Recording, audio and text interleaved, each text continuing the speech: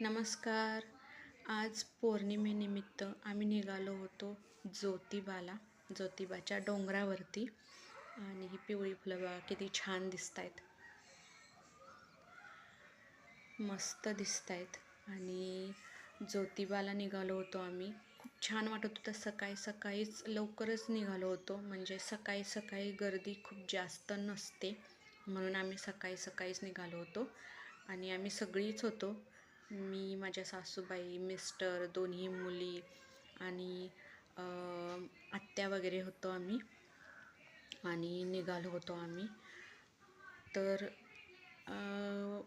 ज्योतिबाला जाण्याचा जो रस्ता आहे तो गावागावातून आहे आणि शॉर्टकट आहे. एक अर्ध्या ते पाऊण तासात आम्ही पोहोचलो होतो या डोंगरावरती. ते बघा, हा डोंगर आहे आणि इथला व्ह्यू सकाळी सकाळी खूप छान होता, मस्त होता. आणि खूप जास्त ऊन नव्हतं, कारण आम्ही सकाळी सकाळी गेलो होतो. सकाळी म्हणजे 9, 9:30च्या दरम्यान आम्ही निघालो होतो. 10 वाजेपर्यंत तर आम्ही तिथे पोचलो होतो. आणि हा डोंगर आहे, रस्ता डोंगरातून आहे, त्यामुळे छान वाटतं. डोंगर आहे हा. आणि इथे जो आहे तो टोल आहे वरती, म्हणजे मंदिरात जाण्यासाठी इथे प्रत्येक गाडीकडून पैसे घेतले जातात, तशा टाईपमध्ये हा टोल आहे. आणि आम्ही सगळ्यात आधी गेलो होतो पुजाऱ्याच्या घरी, म्हणजे जो आमचा पुजारी होता त्या पुजाऱ्याच्या घरी गेलो होतो. आणि तिथून मग मंदिरात गेलो आम्ही. आणि तिथे जेवण वगैरे करतात, नैवेद्य वगैरे करतात, त्यामुळे तिथं आधी गेलो आणि मग मंदिरात गेलो. आणि ही बघा, गर्दी खूप होती, खूप जास्त गर्दी होती.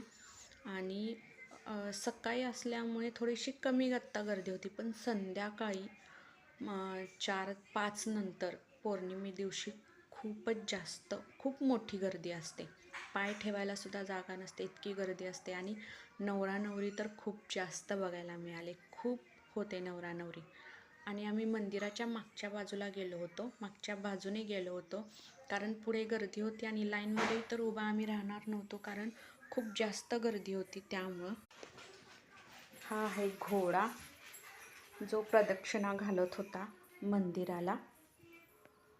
आणि हा उंटावरती एक मुलगा बसला होता, तो नगारा वाजवत होता आणि तोही प्रदक्षिणा घालत होता. तर असा होता व्हिडिओ. कसा वाटला कमेंट करून सांगा आणि सबस्क्राईब करायला अजिबात विसरू नका.